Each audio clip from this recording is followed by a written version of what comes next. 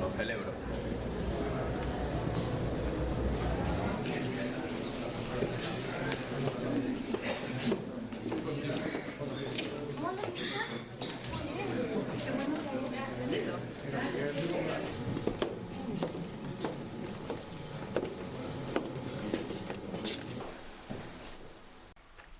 Bien, voy leyendo los papeles que me vayan pasando para plantear a la mesa. El primero dice: desde la perspectiva de los periodistas que en realidad hacen propaganda subversiva, no existe temor en tener que responder legalmente, toda vez que siempre suelen alegar el supuesto derecho a la libertad de expresión e información. Un comentario, si alguien de la mesa tiene algo que añadir. ¿Tienes más?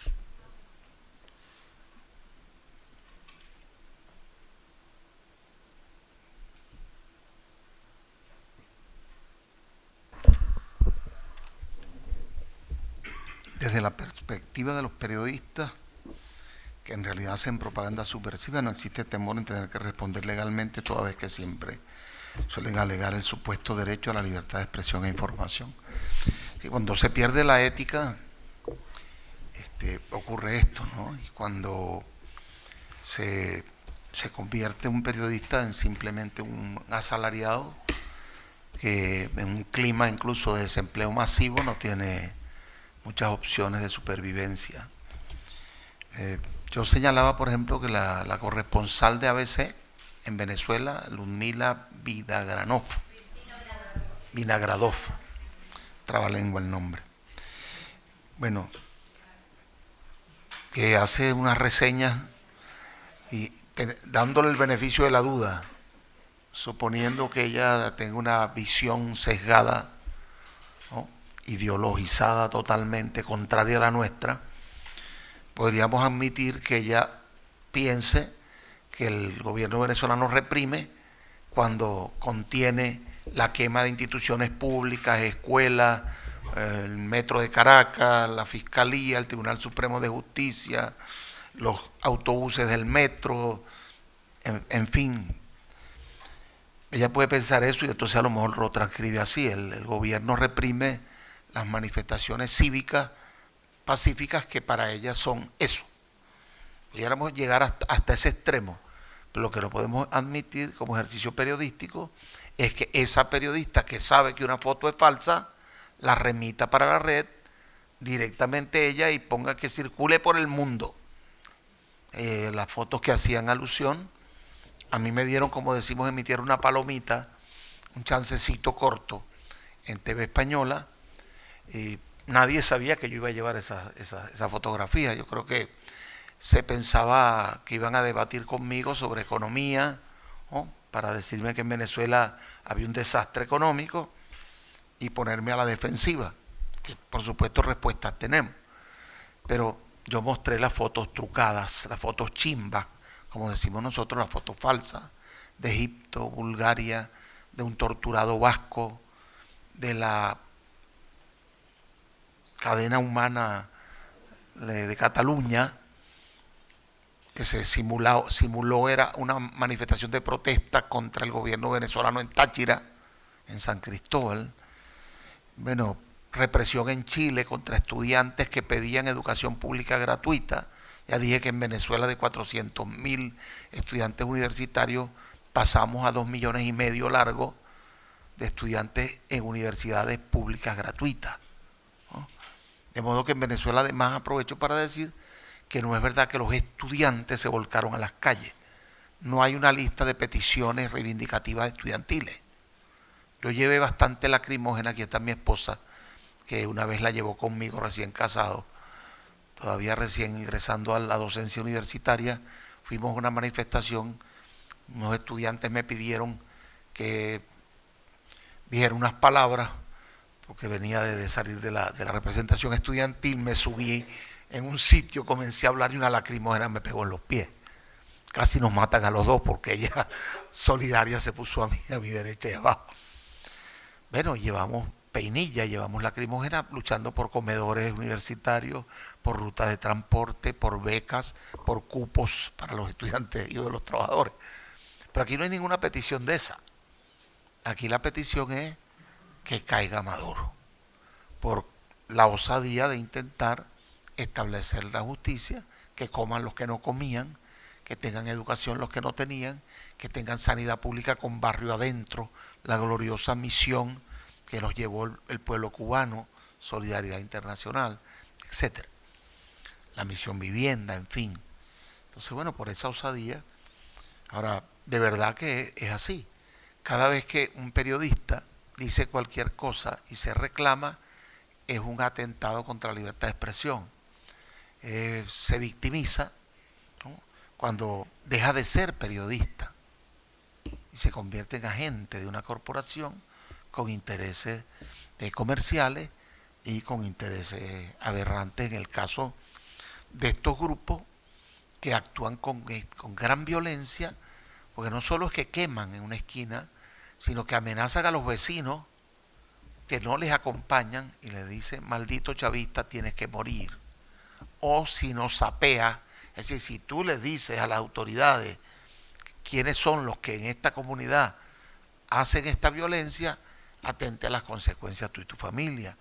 O queman un carro de un ciudadano que no es guarimbero, o queman los carros de los maestros de las escuelas que están en actividad. Acaban de quemar el carro hace unos días de la escuela donde mi nieta de 5 años, que estuvo aquí unos días de vacaciones con su madre, se acaba de ir a Maracaibo, estudia, para decirle a las maestras: ya saben lo que pasa si ustedes mantienen la escuela abierta.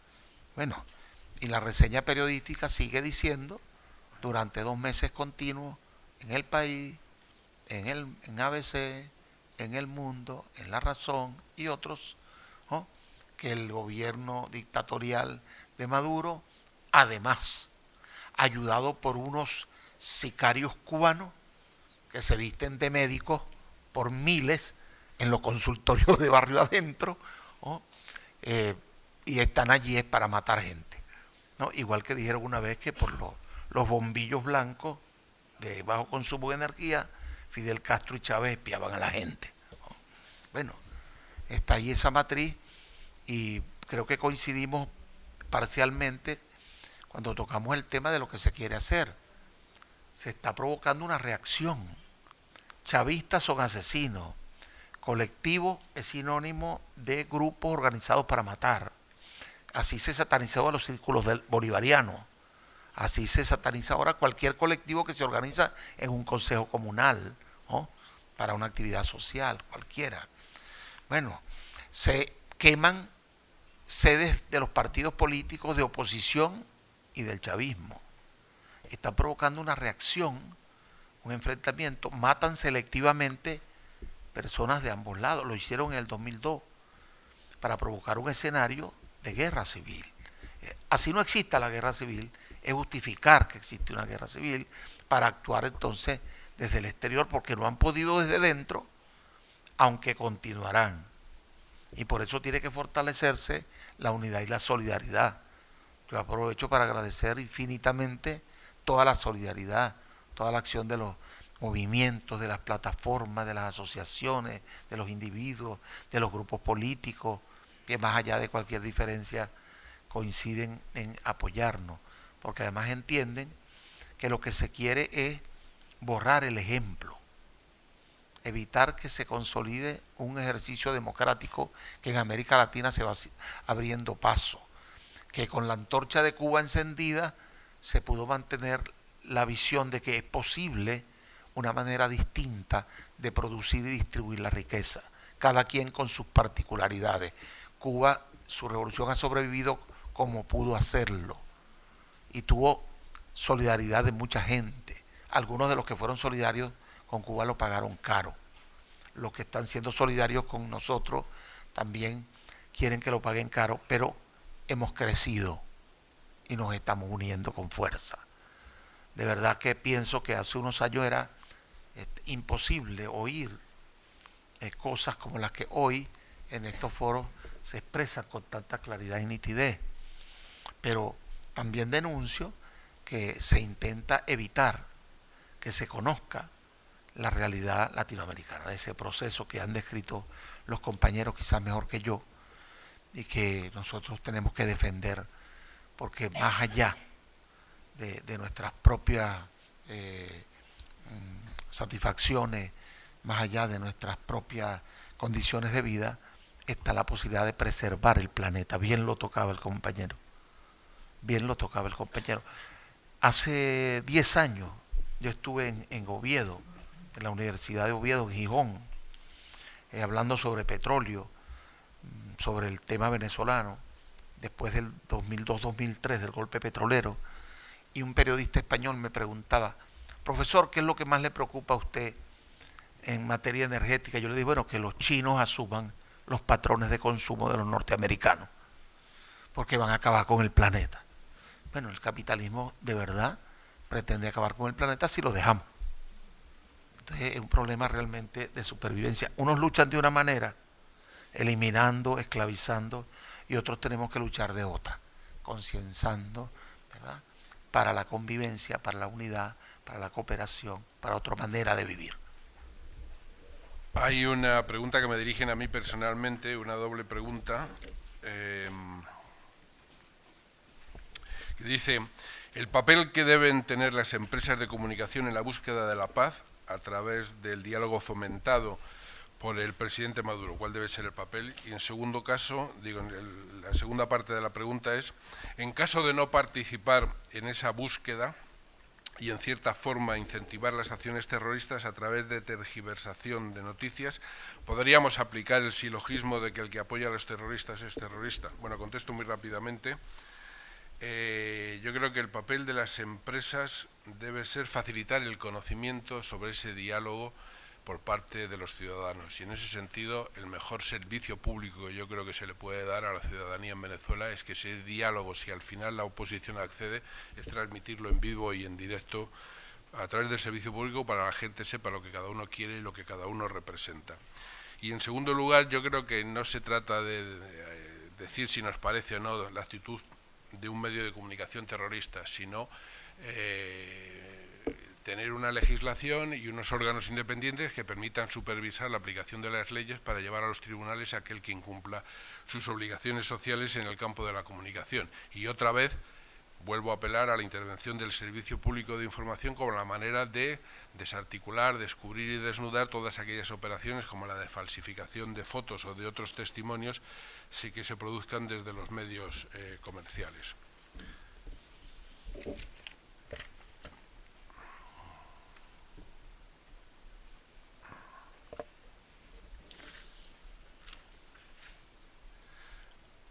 Hay una pregunta que no entiendo muy bien, por si quien la ha formulado se la quiere aclarar. Dice, ¿de qué formas concretas se puede dar visibilidad a este punto de vista? ¿Cuál es la próxima?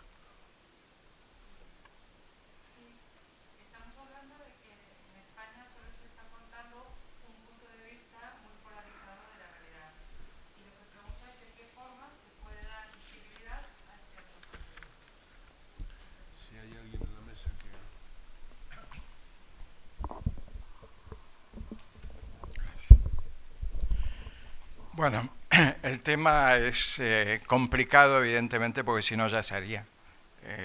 Está claro que estamos actuando frente a grupos de un gran poder económico, político, de gran influencia, contra los cuales hay muchísimas dificultades para poder dar versiones alternativas distintas de lo que creemos que es la realidad. Entonces ya podemos ver cuál es el espectro de la prensa en España. En España el abanico de grandes medios de comunicación de carácter estatal que existen pasan desde supuestamente la izquierda, se lo considera el país, vamos, y el país trata de utilizar esa imagen, esa aureola de centroizquierda moderada y tal, que todos sabemos que no lo es, pero eso es lo más centroizquierda que hay. Así que a partir de ahí tenemos el ABC, El Mundo, La Razón. Bueno, son todos medios y cada uno de ellos con sus radios y televisiones ejercen una influencia impresionante. Y si lo vemos analizando una hemeroteca frente a situaciones conflictivas como Cuba en la época de que se empieza la enfermedad de Fidel, o con Venezuela constantemente, cómo lo tratan los distintos medios, vamos a ver una sintonía increíble. Es decir, que es raro ver en otro país que haya una sintonía, una línea editorial sobre temas como eso. No las hay en nacional, en política nacional, sin embargo hay, como están representando en definitiva los mismos intereses, los mismos bancos, las mismas empresas están por detrás de cada uno de estos medios de comunicación, y a veces uno salta de uno a otro, de accionista. Entonces hay una postura uniforme. ¿Cómo hace frente a eso? Pues se hace lo que se puede. Se hace con los medios digitales que son alternativos, que pueden sacar mucha información lo más honesta posible, pero ¿a quiénes llegan? Llegas a una partecilla muy pequeña de ese conjunto de lectores u oyentes o televidentes que leen los otros medios, y que además los grandes medios de comunicación son los que van marcando la agenda política, es decir, los que realmente influyen decisivamente en la vida política del país. Entonces sabemos de que es una lucha muy, pero muy desigual, ¿no? De cualquier manera, digo, no por buscar una solución que no la hay, más que esto, que los organismos de solidaridad, los web digitales alternativos que existen, publicaciones que tratan de hacer lo mejor en ese sentido, charlas en los comités de solidaridad, ONG, etc. Hay cosas que yo creo que en España cuestan más a veces que en países como Estados Unidos. Tengo aquí una cosa en concreto que sucedió este año. El New York Times, nada menos que el New York Times, tanto el 23 de febrero como el 26 de marzo sacaron informaciones sobre Venezuela muy distorsionadas. Y una de ellas era la de marzo, del 26 de marzo, por ejemplo, es una versión que ellos dan sobre los muertos que ha habido en los enfrentamientos callejeros en Venezuela, diciendo que prácticamente son todos miembros de la oposición. Hay tal número de cartas de protestas, hay 13.000 cartas que manda la gente que hacen una rectificación. El New York Times. Y aquí dice, en una anterior versión de este artículo, incorrectamente se dijo que de las más de 30 personas muertas en las manifestaciones políticas en Venezuela desde febrero, la mayoría de ellos eran opositores. Este número en realidad incluye a fuerzas de seguridad y a muchos civiles, y no solamente a opositores. Una rectificación. Y hace otra también rectificación por la misma razón cuando publica un artículo el 26 de febrero que dice que la única televisión independiente que quedaba en Venezuela hasta el año pasado ahora ha cambiado de dueños, que ya no se atreven a criticar al gobierno. Hay una protesta también y rectifica diciendo de que no es la única televisión, que hay otros medios bajo control de la oposición. ¿Qué quiero decir con esto? Son cosas puntuales. Es decir, hay otros medios como la Fox que no dudaba en pedir, que se matara a Chávez o a Raúl Castro, sus obsesiones constantes, y no pasaba nada, evidentemente. Pero hay otros medios que, por ser más moderados, por tener un toque liberal más abierto y tal, influyen mucho en sectores no solamente recalcitrantes, con lo cual son más peligrosos. Y eso también pasa con el país. El país llega a algunos sectores con alguna columna, con alguien que difiera un poco, da una imagen como más abierta, y eso entonces entra y logra un efecto mayor. Entonces yo creo que aquí no existe esa tradición, ¿no?, de que la gente escriba y tal, porque da por hecho de que no le van a publicar nada.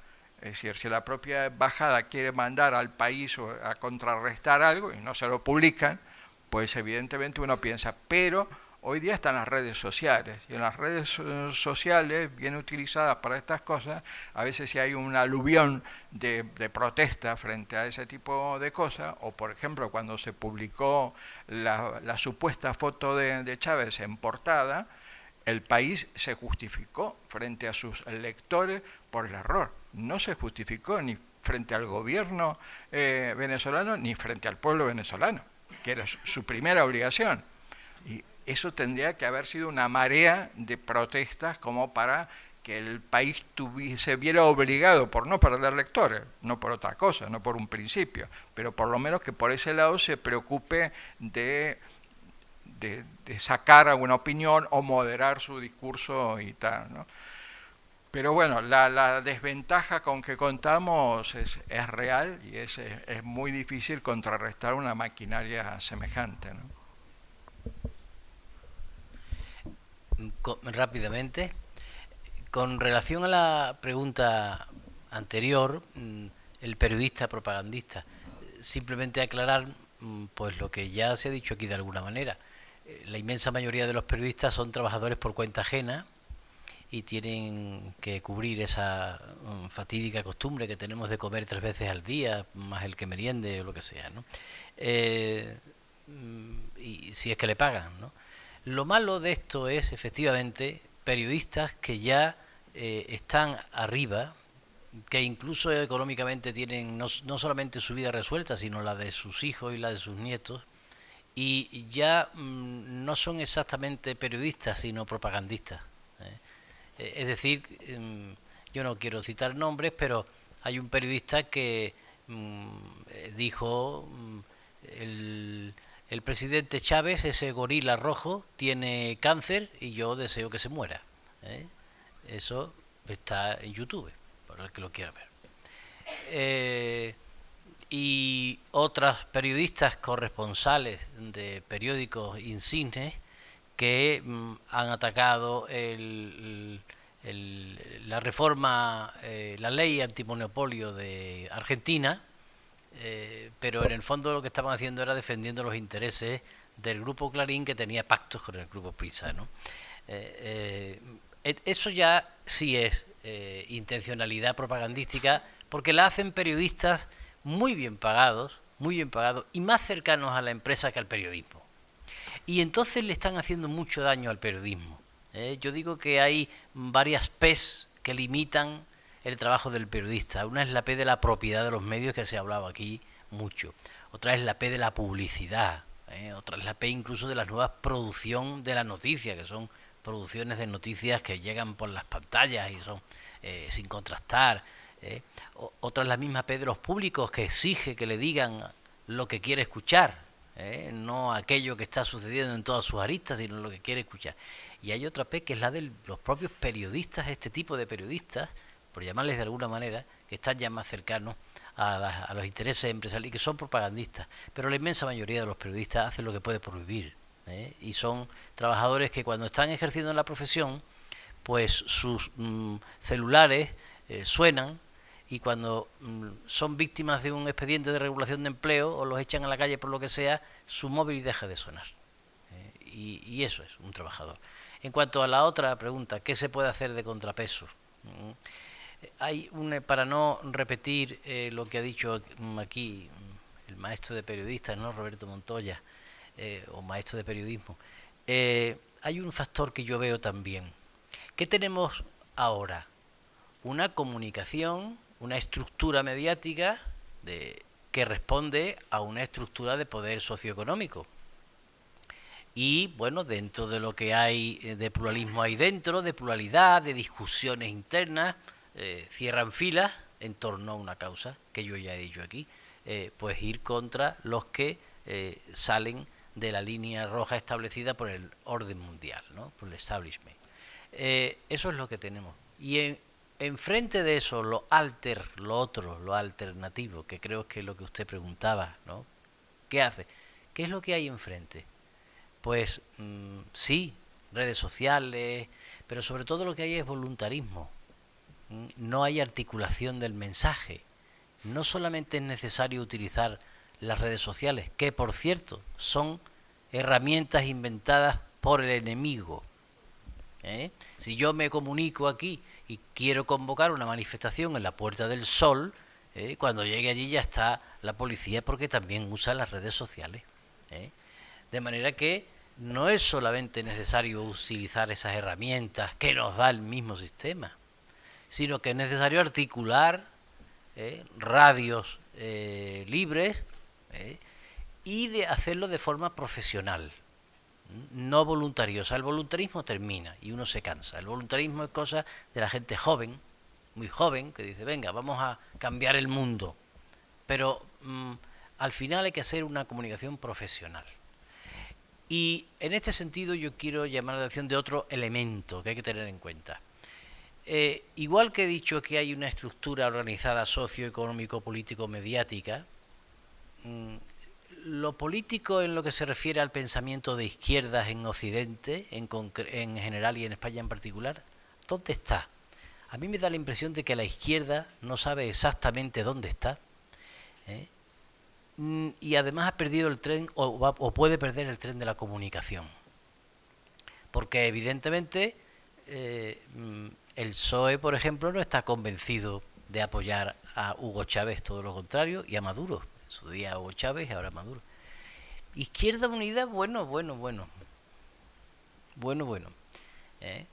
Es decir, que es que también es complicado no solamente por lo que dice Roberto Montoya, sino porque es que yo dije antes que llega un momento en que en la vida hay que saber dónde va uno. Y ahora la historia nos ha puesto en una encrucijada. Miren, han salido una serie de movimientos políticos en América Latina que no quieren solamente poner paños calientes, sino ir más al fondo. Aquí estamos acostumbrados a los paños calientes y ahí sale la teoría del huevo formulada por quien les habla. ¿Qué tenemos en los partidos políticos del mundo occidental? El huevo frito y el huevo pasado por agua, o mejor dicho, el huevo pasado por agua y el huevo duro. Ahora está gobernando en España el huevo duro. A lo mejor mañana gobierna el huevo pasado por agua. Pero huevo. Sobre la base del huevo. Y resulta que han surgido movimientos en América Latina, miren por dónde, donde están nuestra cultura, que por cierto evidentemente no le estamos echando la cuenta que deberíamos porque estamos con Europa, mientras que Inglaterra sí en su día hizo la Commonwealth. Nosotros ya le estaban diciendo, creo que a Felipe II y a Carlos V, Majestad, el futuro está en ultramar, y nos dedicamos a pelear contra los protestantes. Bien, entonces resulta que tenemos esa situación donde, bueno, han surgido estos movimientos nuevos. Ahora hace falta una respuesta también política que se deje ver en una estructura mediática alternativa también. Pero aquí, ¿qué es lo que está pasando, según mi modesta opinión? Aquí está pasando algo parecido a lo que sucedió, ya que he tenido intervención algo cinematográfica, a lo que sucede en La vida de Brian, en la famosa película La vida de Brian, donde estaba el Frente de Liberación de Palestina y el Frente Palestino de Liberación. Y decía uno al otro, este es mi enemigo. Cada uno se está montando su kiosquillo. Yo soy muy crítico en estos casos también con la izquierda, soy muy crítico, porque evidentemente el poder del mercado hace lo que tiene que hacer, mantenerse en el poder, que esa es la obligación de todo poder.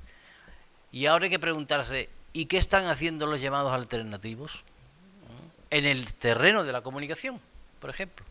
Por eso hay que tener esto también en cuenta, este elemento. Es decir, es necesaria la comunicación alternativa, pero estructurada, articulada en torno a una profesionalidad para acercarse un poco a la otra estructura mediática que hay, que es la que está construyendo el orden del día del mundo. Tengo las dos últimas preguntas. Una dice, ¿no será que el cerco mediático contra Venezuela tiene como objetivo impedir que el mal ejemplo cunda y que se contagie en España? Y la segunda, que me dirigen a mí personalmente, es qué instrumentos podemos utilizar en nuestro país para mejorar el grado de conocimiento de la auténtica realidad venezolana. Si tenéis algún comentario a la pregunta, que era si lo que se trata de impedir es que se contagie la costumbre de vestir de rojo. Sí, sí, eso ya lo he dicho, entonces no hay que extenderse porque ustedes estarán ya cansados. Claro que sí, se trata de que el niño no crezca, lo he dicho antes, que no crezca más de lo que ha crecido ya. Desde 1998 el niño ha crecido. A veces se intentan en otros países que ni nazca siquiera. Aquí se está intentando que no llegue al servicio militar, cumplir el servicio militar.